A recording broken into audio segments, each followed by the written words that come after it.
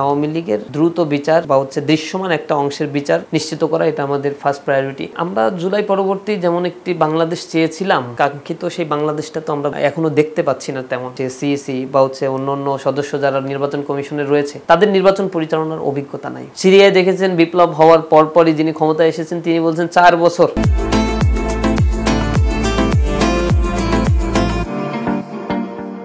প্রিয় দর্শক, স্বাগত জানাচ্ছি দিগন্ত ঈদ স্পেশালে। আপনাদের সাথে আছি আমি যুবরাজ ফয়সাল। ঈদ নিয়ে সাধারণ মানুষের নানা কৌতূহল থাকে। কেমন কাটে রাজনীতিবিদদের ঈদ, কেমন ছিল তাদের শৈশবের ঈদ, এসব বিষয়ে কথা বলবো বাংলাদেশ ইসলামী ছাত্র শিবিরের সেক্রেটারি জেনারেল নূর ইসলাম সাদ্দামের সাথে। সাদ্দাম ভাই, আপনাকে স্বাগত। আপনাকেও ধন্যবাদ। সবাইকে ঈদ মোবারক। আপনার এই যে ঈদ, এবারের ঈদ নিয়ে পরিকল্পনা কি? ঈদ তো প্রতিবারের মতোই কাটে, তবে এবারের তো ঈদটা একটু স্পেশাল। যেমন ফ্যাসিবাদ মুক্ত বাংলাদেশে স্বাধীনভাবে পরিচয় দিয়ে এলাকায় ঘুরে বেড়ানো, কথা বলা, মানুষের সাথে দেখা করা, যাওয়া, এটা একটু এক্সেপশনাল। কোরবানির ঈদ বরাবরের মতোই বাড়িতে কাটে। পশু দেয়া, মানুষের বাড়িতে যারা রয়েছে আত্মীয় স্বজন সবার বাড়িতে যাওয়া, গোস্ত বিতরণ করা, সহকর্মীদের সাথে দেখা সাক্ষাৎ করা, এগুলোই আমাদের রুটিন ওয়ার্কের মধ্যে থেকেই ঈদ আমরা কাটানোর জন্য সর্বোচ্চ চেষ্টা করি। এবং এলাকার যারা প্রভাবশালী যারা রয়েছেন, রাজনীতিবিদ রয়েছেন, প্রশাসনের যারা রয়েছেন, তাদের সাথে দেখা সাক্ষাতের মধ্য দিয়েই আমাদের ঈদ কেটে যায়। আপনি বাংলাদেশের সবচেয়ে বড় ছাত্র সংগঠনের লিডার। এই যে সাধারণ মানুষের সাথে চাহিদা এবং পরিবারের সাথে সময় দেওয়া, এটাকে ব্যালেন্স করেন কিভাবে? এটা একটা কঠিন বিষয়। বাবা মা অবশ্য মাঝে মাঝে খুব রাগ করেন। যেমন আমি যদি বাড়িতে 2 দিন আগেও যাই ঈদের, তো সকালে গিয়ে দেখা করে আবার রাত 12টা বা 1টায় এমন টাইমে বাসায় ঢুকতে হয়। আবার ঈদের দিনও একই অবস্থা, ফজরের নামাজ পড়ে রেডি হয়ে বের হয়ে গেলাম, তো আবার ব্যস্ততা শেষ করে খুব বেশি রাত হয়ে যায় আসতে। তো এই সময় কথা শুনতে হয় যে ঈদ তো এটা ঈদ হইল না, মানে বাসার সাথে ঈদ কাটানো হয় না, অ্যাজ ইউজুয়াল যাই আবার বের হয়ে আসছি, এরকম ঘটনাই বেশি ঘটে। তো স্বাভাবিকভাবেই আমাদের তো রাজনৈতিক কার্যক্রম বা সাংগঠনিক কার্যক্রম থাকার কারণেই অনেক মানুষের প্রত্যাশার সাথে থাকে, তাদের সাথে একটু সাক্ষাৎ করা, দেখা সাক্ষাৎ, ওইটার ব্যাপারেই আমাদের সময় একটা বড় অংশ কেটে যায়। তো তারপরেও ঈদের দিন আমরা যথেষ্ট চেষ্টা করি পরিবারের সাথে একটু সময় কাটানোর জন্য, যতটুকু পারা যায় রাতে হলেও আবার আত্মীয় স্বজনের বাসায় গিয়ে ঈদটা কাটানোর জন্য চেষ্টা করা হয়। একটা বিষয় হচ্ছে ঈদের কি কি খেতে পছন্দ করেন?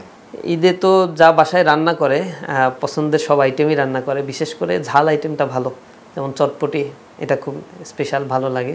যে বাসায় যাই আমরা, শহীদের বাসায় গেলে শহীদের মারাও এটা জানে যে ওরা আসলে চটপটি, তারপরে সেমাই, এগুলো খাওয়া দাওয়া করবে, একটু বেশি করেই রান্না করে।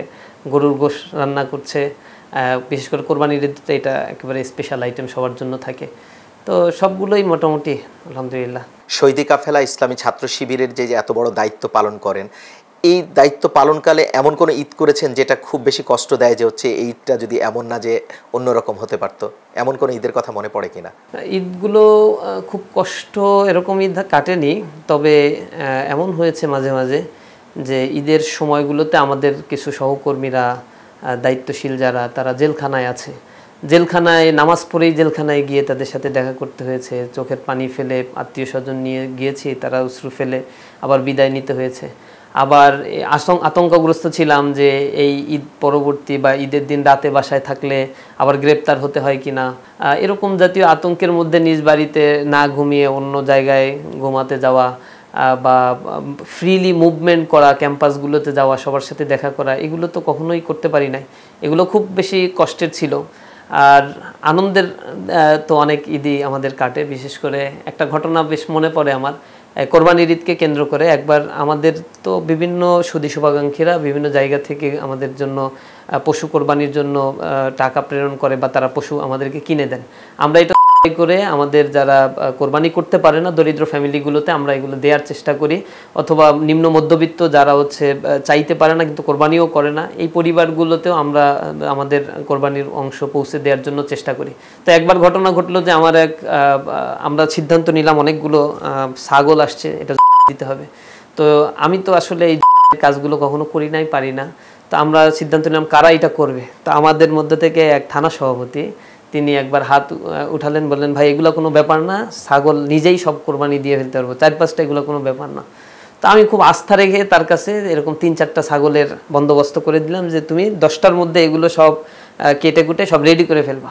তো আমি তো ওই ভরসায় আসি, নামাজ পড়ে আরেক জায়গায় আমাদের কোরবানি হচ্ছিল, সেখানে সময় কাটিয়ে যখন এখানে আসলাম, আসার পরে আমি দেখছি একটা ছাগল কেবল হচ্ছে কেটে তার এখনো চামড়া ছোলার বন্দোবস্ত চলছে, আরও 3টা ছাগল আস্ত সেখানে দাঁড়িয়ে আছে।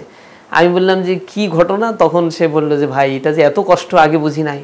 আমি বললাম যে তাহলে তুমি এত কনফিডেন্টলি বললা কেন যে সবই আমি করে ফেলতে পারবো, কোনো ব্যাপার না? বলছে ভাই আমি ভাবছি যে মুরগি দিলে যেরকম সহজ তাড়াতাড়ি করা যায়, আমি এগুলার এইভাবে ভাবছি, তো এই জন্য বুঝতে পারিনি। এই যে হাজারো ব্যস্ততার মাঝে রাজনীতিতে এখন সরব আছেন আপনি, সবচেয়ে বড় কথা বাংলাদেশের রাজনীতিতে এখন চ্যালেঞ্জিং একটা মোমেন্ট চলছে বলা চলে জুলাই বিপ্লবের সবচেয়ে বড় স্টক হোল্ডার যদি বলি আমরা ইসলামী ছাত্র শিবিরকে, এবং অগ্রণী ভূমিকা পালন করেছে, তাদের কাছে বর্তমান অবস্থাটা কেমন?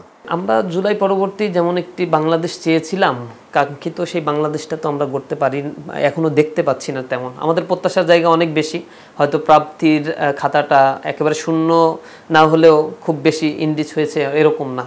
তবে আমরা চেয়েছিলাম যে জুলাই পরবর্তী সময়ে প্রতিটা ক্যাম্পাসে একটা চমৎকার এনভায়রনমেন্ট ক্রিয়েট হবে। তো আমরা সেটা কিছুটা দেখতে পেয়েছি, কিন্তু কিছু কিছু ক্ষেত্রে ছাত্র সংগঠনগুলোর মধ্যে পারস্পরিক কোঅপারেশনের কিছু ঘাটতিও পরিলক্ষিত হচ্ছে। তবে এটা সত্য কথা যে ক্যাম্পাসে পূর্ববর্তী সময়ে আওয়ামী লীগের সময় নিষিদ্ধ ছাত্রলীগ যেভাবে এখানে ফ্যাসিজম কায়েম করছে, একচেটি আধিপত্য বিস্তার করছে, ইভেন কোরবানির পশু মানে গরুর গোশত বিতরণ করার সময় বাধা সৃষ্টি করেছে, এটা হস্তক্ষেপ করেছে প্রশাসন, এগুলো সব কালেকশন করে নিয়ে চলে গেছে, আমাদের স্বাভাবিক বিলি বন্টনও করতে দেয়নি। এরকম তারা তো নানা ধরনের অপ্রীতিকর ঘটনা ঘটিয়েছে। 2019 সাল পর্যন্ত আমরা একটা স্ট্যাটিস্টিক্সে দেখেছি, 2016 থেকে 19 সাল পর্যন্ত এদেশে প্রায় 16,000 ঘটনা ঘটেছে ক্যাম্পাস ভায়োলেন্সের ঘটনা। এই ঘটনাগুলোতে অনেক মারা যাওয়ার ঘটনাও ঘটেছে। তো সেই দৃষ্টিকোণ থেকে বর্তমান সময়ে ক্যাম্পাসগুলোতে যথেষ্ট সহাবস্থান, সহনশীল পরিবেশ এখানে বিরাজমান রয়েছে। অনাকাঙ্ক্ষিত কিছু ঘটনা ঘটছে যেটাও আমরা প্রত্যাশা করি না, তবে সেটা কিছুটা ঘটে যাচ্ছে। এটা থেকে প্রতিটা দায়িত্বশীল ছাত্র সংগঠনকেই সচেতনতার সাথে বিরত থাকা উচিত। ক্যাম্পাসে এখন যেটা আমরা খেয়াল করছি যে ছাত্ররা ফার্স্ট ইয়ারে পড়ছে, হল পেয়ে যাচ্ছে, হলে সিট পেয়ে যাচ্ছে। ছাত্রদের সাথে কথা বলছি, তারা প্রচণ্ড রকমের আনন্দিত। জোর করে তাদেরকে গেস্ট রুমের কালচারে অভ্যস্ত করা হচ্ছে না, সেখান থেকে নিয়ে মূল রাজনৈতিক দলের পারপাস সার্ভের জন্য তাদের মিছিল মিটিংয়ে অংশগ্রহণ করতে হচ্ছে না, নেতার পিছনে দৌড়ে দৌড়ে একটা হলের সিট ম্যানেজ করতে হচ্ছে না। এই সিনারিওটা তো আমাদের জন্য কাঙ্ক্ষিত ছিল এবং প্রচণ্ড রকমের আমাদের এটা একটা প্রত্যাশাও ছিল। আলহামদুলিল্লাহ সেই পরিবেশটা আমরা ক্যাম্পাসে দেখতে পাচ্ছি। আমরা আশা করি এইটা কন্টিনিউ হবে। ছাত্রজীবন শেষ হয়ে যাওয়ার সাথে সাথে নিজ উদ্যোগেই সিনিয়র যারা রয়েছে হল ছেড়ে দিবে, জুনিয়র যারা রয়েছে অ্যালোকেশনের মাধ্যমে মেধার ভিত্তিতে এই হলের সিটগুলো বন্টন হবে। এটা আমরা এখন যেটা দেখছি এটার যেন কন্টিনিউটি হয়, এটা আমাদের কাছে অনেক বেশি ভালো লাগার হবে, বা এটা আমাদের প্রত্যাশা, বা জুলাই পরবর্তী এটা আমাদের অনেক বড় একটা প্রাপ্তিও। ফ্যাসিবাদের বিচার, সংস্কার এবং নির্বাচন, এই তিনটার মধ্যে কোনটাকে সবচেয়ে বেশি প্রায়োরিটি দেয় ইসলামী ছাত্র শিবির? আমরা বারবার এই বিষয়টা বলেছি যে আওয়ামী ফ্যাসিবাদের বিচার নিশ্চিত করতে হবে। এই বিচারের দৃশ্যমান অগ্রগতি না হলে যদি নির্বাচন বা অন্যান্য বিষয়গুলো করা হয়, তাহলে এই বিচার ব্যবস্থা বাধাগ্রস্ত হবে এবং এই বিচারগুলোকে লোপাট করে দেওয়ার জন্য যথেষ্ট পরিমাণে উইংসে আওয়ামী ফ্যাসিবাদের দোসররা বসে আছে। সেটা পুলিশ প্রশাসন হোক অথবা অন্য অ্যাডমিনিস্ট্রেশন বা জুডিশিয়ারিতে, সব জায়গাগুলোতে আমরা এটা দেখছি। সুতরাং এই সরকারের আমলেই এই আওয়ামী লীগের দ্রুত বিচার বা দৃশ্যমান একটা অংশের বিচার নিশ্চিত করা, এটা আমাদের ফার্স্ট প্রায়োরিটি। সংস্কারের ব্যাপারে রাজনৈতিক দলগুলোর সাথে ডক্টর ইউনূস সাহেব বা প্রধান উপদেষ্টা বারবার বসার চেষ্টা করছেন। অনেক বিষয়ে তারা একমত হয়েছে, যেগুলোতে একমত হয়েছে দ্রুত সংস্কার কার্যকর করা, যেগুলোতে তারা দ্বিমত হয়েছে কিন্তু জাতির স্বার্থে, দেশের স্বার্থে এই সংস্কারগুলো প্রয়োজন, এই সংস্কারগুলোর ব্যাপারেও ন্যাশনাল কনসেনসাস নেওয়া দরকার, অথবা জনমত জরিপ করারও যদি প্রয়োজন হয় সেটাও করা দরকার। মোট কথা হচ্ছে সুষ্ঠু নির্বাচনের জন্য একটা ক্ষেত্র তৈরি হওয়ার আগে যদি নির্বাচন দিয়ে দেয় বা যত্রতত্র নির্বাচন দিয়ে দেয়, তাহলে আওয়ামী লীগ যেভাবে যত্রতত্র নির্বাচনগুলো করেছে, এর মাধ্যমে একপাক্ষিক সুবিধা সে আর আমি দামি নির্বাচন করেছে, এরকম একটা পরিস্থিতির দিকে আবার এই দেশ যাবে। সুতরাং আমরা বারবার বলছি লেভেল প্লেইং ফিল্ড বা চমৎকার একটা পরিবেশ ঠিক করতে হবে, তাদের বিচারটা নিশ্চিত করতে হবে, প্রয়োজনীয় সংস্কারগুলো শেষ করতে হবে। এবং আমরা আশা করি যে সময়টা সরকার নির্ধারণ করে দিয়েছে, এই সময়ের মধ্যে একটা সময়, সুইটেবল সময় তারা রোডম্যাপ দিয়ে রাজনৈতিক দলগুলোর সাথে আলোচনা করে নির্বাচন দিতে পারবে এবং তারা একটা যুক্তিসঙ্গত সময়ের কথাই বলছে, সেটা ডিসেম্বর থেকে জুনের মধ্যে যেটা বলছে। তো ছাত্র সংগঠন হিসেবে আমাদের প্রত্যাশা হচ্ছে পরিবর্তনটা হোক স্বচ্ছভাবে এবং যারাই নেতৃত্বে যাক বা দেশ গঠন করার জন্য ম্যান্ডেট পাক তারা দেশের কল্যাণেই কাজ করুক এবং এই সংস্কারগুলো যাতে যথাযথভাবে সংসদের মাধ্যমে এই জিনিসগুলো কন্টিনিউ থাকে বা কার্যকর হয়, এটা আমাদের প্রত্যাশা থাকবে। ডক্টর মোহাম্মদ ইউনূস কতটা সফল আপনাদের মানদণ্ডে?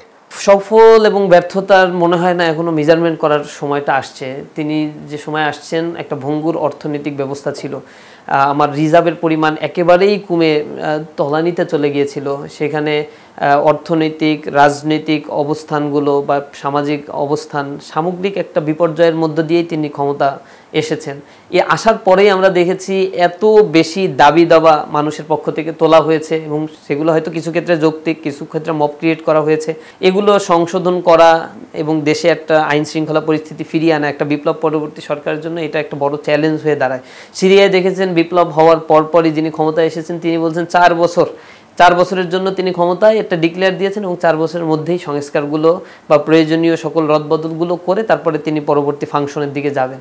তো আমাদের দেশে ডক্টর ইউনূস তো যে সময় এসেছেন সেই জায়গা থেকে এখন যদি আমি হিসেব করি তাহলে তো কিছুটা হলেও ইমপ্রুভ হয়েছে। কিছু ইন্ডিকেটরে আরও ইমপ্রুভ করার সুযোগ ছিল যদি সরকার আরও বেশি শক্ত হতো এবং প্রশাসন যদি প্যারালালি ডক্টর ইউনূস বা ইন্টারিম গভর্নমেন্টকে সহযোগিতা করতো। আরও ভালো হতো যদি ছাত্র সংগঠনগুলোর সাথে যারা এই আন্দোলনে স্টেক ছিল, আমাদের অনেক ভাইরা শহীদ হয়েছে, অন্যান্য ছাত্র সংগঠনগুলো রাস্তায় দাঁড়িয়ে বুক চিতিয়ে দিয়ে তাদের কর্মীরা জীবন দিয়েছে, কিন্তু আমরা এটা একটু অনেকটা হতাশাব্যঞ্জক।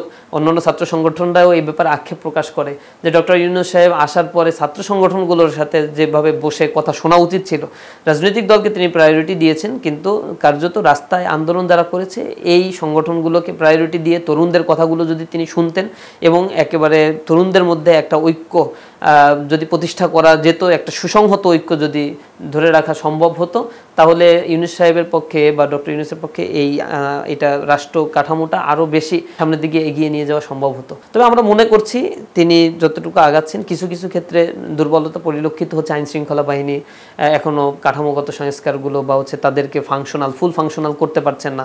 অ্যাডমিনিস্ট্রেশনের সব জায়গাগুলোতে এখনও আওয়ামী দোসরা বসা আছে, ফুল ফাংশনাল সেখানে হচ্ছে না। এই জায়গাগুলোতে বড় ধরনের গ্যাপ পরিলক্ষিত হচ্ছে।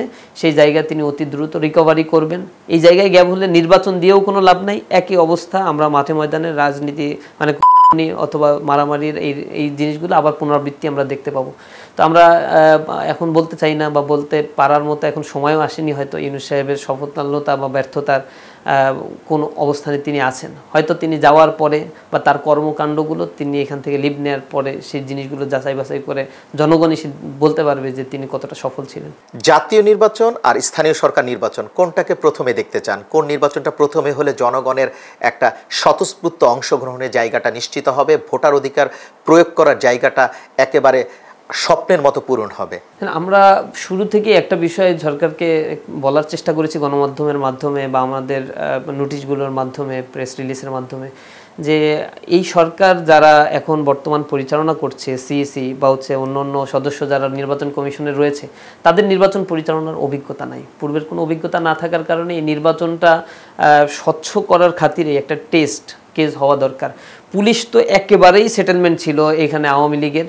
তারা যেভাবে লোক রিক্রুটমেন্ট করেছে, যেভাবে নির্বাচনের পরিকল্পনা করেছে, পরপর 3টা নির্বাচন একেবারে পাতানো ডামি নির্বাচন অথবা নিশিরাতের নির্বাচন অথবা কোনো ধরনের পার্টিসিপেশন ছাড়াই 153 জন বিজয়ী হওয়া নির্বাচন এই জাতি দেখেছে। আমি নিজেও কোনোদিন এই বিগত 15 বছরে জাতীয় সংসদের ভোট দিতে পারি নাই বা এখনো পর্যন্ত একবারও দেওয়ার সুযোগটা হয়নি আমাদের। তো সেই জায়গায় জাতীয় ইলেকশন তো একটা ম্যাসিভ পরিমাণে 300 আসনের একটা ইলেকশন, ক্ষমতার রদবদলের একটা ইলেকশন। এর পূর্বে সরকারের যাচাই বাছাই হওয়া উচিত তারা কতটুকু ফিট, প্রশাসন কতটুকু কথা শুনছে এবং বিশৃঙ্খলা তৈরি হলে কতটুকু তারা আসলে এটাকে হ্যান্ডেলিং করতে পারে। সেজন্য ক্ষুদ্র পরিসরে হলেও নির্ধারিত একটা বিভাগের বা একটা অঞ্চলের উপজেলা নির্বাচনটা হয়ে গেলে তার একটা টেস্ট করা সম্ভব হতো। এটা এখনও সুযোগ আছে। সরকার যদি যে নির্ধারিত সময়ের মধ্যে জাতীয় ইলেকশনের কথা বলছে, এর মাঝখানেও একটা স্থানীয় ইলেকশন দিয়ে এইটার পরিবর্তনের মধ্য দিয়ে তাদেরও একটা টেস্ট হয়ে গেল এবং কোথায় কোথায় লুফলস রয়েছে এই জিনিসগুলো তারা আইডেন্টিফাই করতে পারবে। আমাদের এটা দাবি ছিল বা আমরা এটাই বলতে চাই, সরকারকে ওয়াইজ ডিসিশন নেওয়া উচিত এবং স্থানীয় নির্বাচনের অন্তত একটা স্লটে এই নির্বাচনটা হয়ে গেলে সেটা স্বস্তির কারণ হবে জনগণের, এবং জনগণও বুঝতে পারবে যে আসলে এই সরকার কতটুকু ফিট হয়েছে বা সরকারকে কতটুকু সমর্থন দেওয়া উচিত।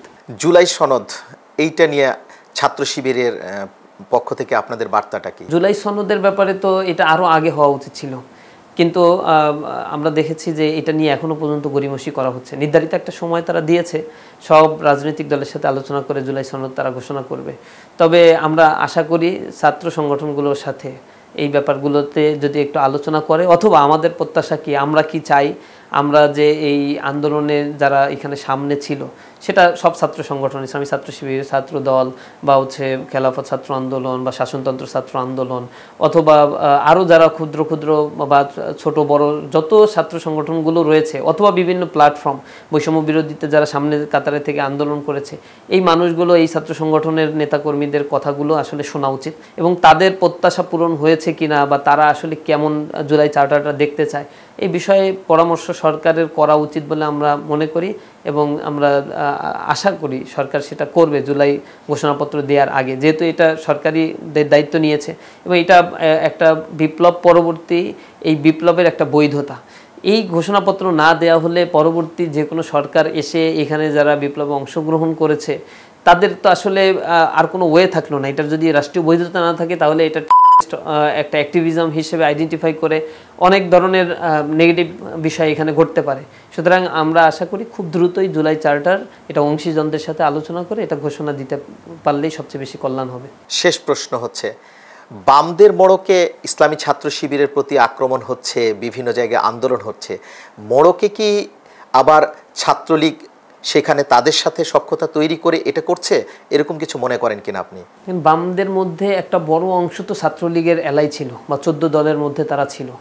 ইভেন বাংলাদেশ প্রতিষ্ঠার পর থেকেই বাম ব্লকের রাজনীতি একেবারেই প্রমোট করেছে বাকশালকে। সিপিবি সেখানে বাকশাল কায়েম হওয়ার পরে সর্বপ্রথম শেখ মুজিবকে স্বাগত জানিয়েছে, তাদের সাথে অংশগ্রহণ করেছে। ছাত্র ইউনিয়নকে দেখেছি 74 সালে সেখানে তারা স্বাগত মিছিল করেছে ছাত্রলীগের সাথে একত্রিত হয়ে, এবং তার পরবর্তী 13 সালে যে শাহবাগের উত্থান সেখানে যারা নেতৃত্ব দিয়েছে লাকি বা হচ্ছে ইমরান সরকার যারা ছিল, এরা সব হচ্ছে ছাত্র ইউনিয়নের নেতাকর্মী এবং ওইখানে যারা ছিল বাম ব্লকের রাজনীতির সাথে যারা জড়িত। সেখানে তারা কোনো ধরনের বিচার নয়, ডাইরেক্ট আবেদন করলো। তাদের আন্দোলনে মব ক্রিয়েট করার পরে সেখানে সরকার মিডিয়া কাভারেজ দিল, সেখানে সরকার খিচুড়ি রান্নার ব্যবস্থা করলো, সেখানে পুলিশ দিয়ে প্রোটেকশন দিল। এই জিনিসটাকে অনেক বড় করে দেখানো হলো। আইসিটি অ্যাক্ট যেটা ইন্টারন্যাশনাল ক্রাইমস ট্রাইব্যুনাল গঠন করেছে সেখানে অ্যাক্ট পরিবর্তন করে সেখানে নানা ধরনের বিষয়ের সংস্কার করা হলো।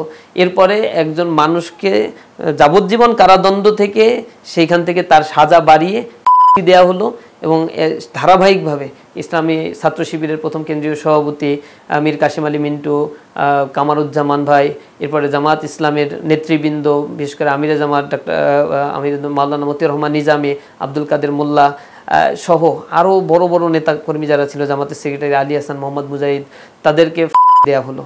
এরপরে যাদেরকে দিতে পারলো না জনরোষে পড়ে গেল। সাইদি হুজুরের রায়ের পরে দেখেছেন একদিনেই 100-এর কাছাকাছি মানুষ জীবন দিয়ে দিল। এত ভালোবাসা এই মানুষগুলোর প্রতি ছিল সাধারণ মানুষের। এরপরেও শেখ হাসিনা সেই জায়গা থেকে তারা ফেরত আসে নাই এবং এই শাহবাগের যে ফ্যাসিজমের উত্থান এর পেছনে এই বাম ব্লকের রাজনীতিটাই সবচেয়ে বেশি দায়ী এবং সর্বশেষ রাজনীতির বিরাজনৈতিকরণ বা হচ্ছে মুক্তিযুদ্ধের চেতনাকে কাজে লাগিয়ে ডিভাইড অ্যান্ড রুলস পলিসি খেলা, এই জিনিসগুলো বামদেরই উত্থান। এখনও আমরা দেখতে পাচ্ছি সেই ছাত্র ইউনিয়ন সক্রিয় অবস্থায় রয়েছে। আদালতের সর্বোচ্চ আদালত যেখানে এটিএম আজহার ভাইকে খালাস দিল এবং আপিল বিভাগের পূর্ণাঙ্গ বেঞ্চ এটাকে খালাস দিল। আশ্চর্যজনক বিষয়, তার প্রতিবাদ করে তারা মিছিল করছে, অথচ এটিএম আজহার ভাইকে 14 বছর বিনা কারণে তাকে অ্যালিগেশন দিয়ে কাস্টে কন্ডেম সেলে তাকে রাখা হলো। এত অমানবিক আচরণ করার পরেও তারা ধৃষ্টতা প্রদর্শন করছে এবং আবার মব ক্রিয়েট করছে, বিভিন্ন জায়গায় আন্দোলন দাঁড় করানোর জন্য চেষ্টা করছে। কিন্তু মানুষ তাদের ফাঁদ বুঝে গেছে এবং তাদের ভেতরে, তাদের মিছিলের মধ্যে আপনি দেখতে পাচ্ছেন ছাত্রলীগের পোস্টেড কর্মীরাও সেখানে অংশগ্রহণ করছে, বিভিন্ন জায়গায় আমরা দেখছি। এই বিষয়গুলোতে আমরা খুবই অডিট যে বাম রাজনীতির ব্যাপারগুলোতে বা যারা এই দেশের ভিতরে একটা বিভাজন তৈরি করতে চায় তাদের ব্যাপারে সরকারকে পদক্ষেপ গ্রহণ করা উচিত এবং শাহবাগে যে অন্যায় মঞ্চস্থ করা হয়েছিল তারও বিচার আমি দাবি করি। আর তাদের এই কর্মকাণ্ড থেকে আমরা আহ্বান জানাবো এই জাতীয় কার্যক্রম থেকে বিরত থাকা উচিত।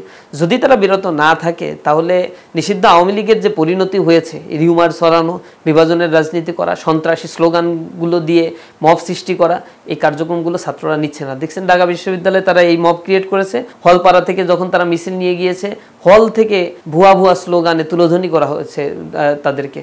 সুতরাং ছাত্ররা যে তাদেরকে রিজেক্ট করেছে, তাদের এই রাজনীতি যে এখন আর চলছে না, হিংসাত্মক রাজনীতি, এই জিনিসগুলোকে ছাত্ররা লাল কার্ড দেখিয়ে দিয়েছে।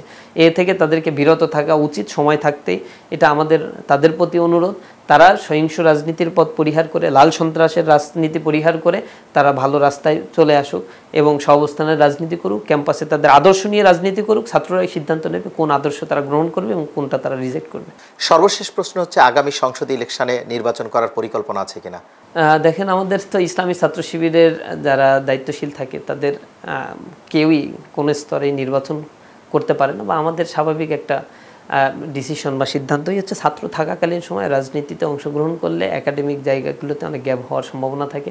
এই কারণে ইসলামী ছাত্র শিবিরের কোনো স্তরের কোনো নেতাকর্মী বা দায়িত্বশীল নির্বাচনে অংশগ্রহণ করে না। এটা আমাদের স্বাভাবিক পলিসির অংশ আর কি। ভবিষ্যতে পরিকল্পনা আছে কিনা রাজনীতির সাথে? সেটা ভবিষ্যৎ বলে দিবে। তবে রাজনীতিক নির্বাচন করার জন্য আমরা সংগঠন করি, বিষয়টা এরকম না। অন্যান্য ছাত্র সংগঠনে যেটা পরিলক্ষিত হয়, ভবিষ্যতে রাজনীতি করার একটা প্রবণতা থেকেই তারা রাজনীতিতে দীর্ঘ সময় দেয়। ইসলামী ছাত্র শিবির তো এটা আমরা একটা ইনস্টিটিউট বলি, ইনস্টিটিউটে আমরা লোক তৈরি করি, যতটুকু রাজনীতি প্রয়োজনের আলোকে আমরা সরব থাকি এবং সচেতন মানুষ তৈরি করি। কিন্তু কাঠামোগত দিক থেকে ইসলামী ছাত্র শিবির স্বাভাবিকভাবে নিজেকে তৈরি করা এবং ছাত্রদের কল্যাণমুখী কাজগুলোই বেশি করে থাকে। এখান থেকে দায়িত্ব শেষ করার পরে আমার প্রফেশনাল লাইফ বা পরবর্তী সিদ্ধান্ত এটা হয়তো আমরা পরবর্তীতে নিব। তবে এখনই এই বিষয়গুলো নিয়ে বলার মতো কোনো অবস্থা নাই বা এই জাতীয় সিদ্ধান্ত আমরা এখনো, আমার পক্ষ থেকে এখনো নেওয়া হয়নি। আর কিছুদিন পরে আমরা 10 মিলিয়নের ঘরে যাব হচ্ছে নয়া দিগন্ত। এই যে নয়া দিগন্তের এত বড় সাফল্য, এই সাফল্যের জন্য যদি আপনি নয়া দিগন্তের দর্শক শ্রোতাকে কিছু বলতে চান। আলহামদুলিল্লাহ, নয়া দিগন্তের জন্য এটা বড় একটা অ্যাচিভমেন্ট। বা আমরাও দেখেছি আওয়ামী আমলে বা তার পূর্ববর্তী সময়গুলোতেও সত্য সংবাদ প্রচার করার কারণে নয়া দিগন্তকে অনেক আক্রোশের শিকার হতে হয়েছে এবং বস্তুনিষ্ঠ সংবাদ প্রচারের জন্য তাদের অন্যান্য পত্রিকা যেভাবে সরকারের পক্ষ থেকে বিভিন্ন ধরনের বরাদ্দ বা সুযোগ সুবিধা পেত, নয়া দিগন্তকে তা থেকে বঞ্চিত করা হয়েছে।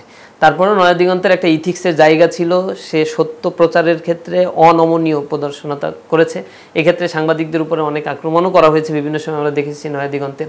এই বাধা বিপত্তি পেরিয়ে নয়া দিগন্ত তাদের যে সফলতার যাত্রা এবং অনলাইন মাল্টিমিডিয়া এই সেক্টরে তাদের যে ইমপ্রুভমেন্ট, এটা নিঃসন্দেহে আমাদের জন্য অনেক আশার সঞ্চার করে। আমরা মনে করি মুক্ত গণমাধ্যম তৈরি হোক, এই দেশ থেকে ইয়েলো জার্নালিজম চিরতরে বিদায় নিক, সাদাকে সাদা বলা শিখি, আমরা কালোকে কালো বলা শিখি, দেশটাকে গড়ে তুলি। এবং মিডিয়া হচ্ছে এই দেশের একটা গুরুত্বপূর্ণ স্তম্ভ, চতুর্থ স্তম্ভ বলা হয় মিডিয়াকে। সেক্ষেত্রে নয়া দিগন্ত অনবদ্য ভূমিকা রাখছে। আমি তার উত্তরোত্তর সফলতা কামনা করি। আমি আশা করি এই 10 মিলিয়ন ছাড়িয়ে যাবে ইনশাআল্লাহ, অতি অল্প সময়ের মধ্যে আরও ডাবল ফিগারে নয়া দিগন্ত চলে যাবে, এই প্রত্যাশা থাকলো। নয়া দিগন্তের জন্য অনেক অনেক বেশি দোয়া এবং অবারিত ভালোবাসা। সাদ্দাম ভাই, আপনার হাজারো ব্যস্ততার মাঝে আমাদেরকে সময় দিয়েছেন, সেজন্য অনেক অনেক ধন্যবাদ এবং কৃতজ্ঞতা। আপনাকেও অসংখ্য ধন্যবাদ, দিগন্তকেও অসংখ্য ধন্যবাদ, নয়া দিগন্তকে সাক্ষাৎকার নেওয়ার জন্য। ঈদের শুভেচ্ছা জানাচ্ছি আপনাদের সবাইকে, বিশেষ করে দর্শক শ্রোতা যারা দেখছেন তাদের সবাইকে ঈদের শুভেচ্ছা জানাচ্ছি। প্রিয় দর্শক, এতক্ষণ সাথে থাকার জন্য সবাইকে ধন্যবাদ। আবারও দেখা হবে নতুন কোনো অতিথির সাথে, নতুন কোনো গল্প নিয়ে। সে পর্যন্ত সাথেই থাকুন। ঈদ মোবারক।